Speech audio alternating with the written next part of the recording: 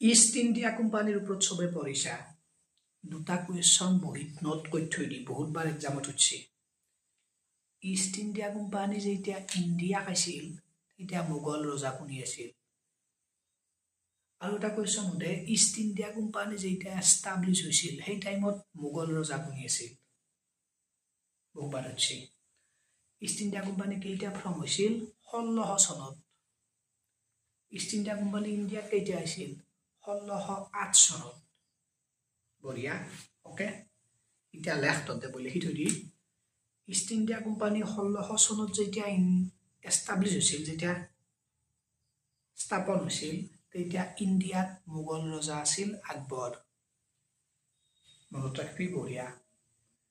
east India company 1608 যেতিয়া India আহিছিল তেতিয়া ইণ্ডিয়াত মোগল ৰজা আছিল জাহাংগীৰ দুটা পইণ্ট মনত ৰাখ ইম্পৰ্টেন্ট খুঁজছি এক্সামত অলৰেডি ওকে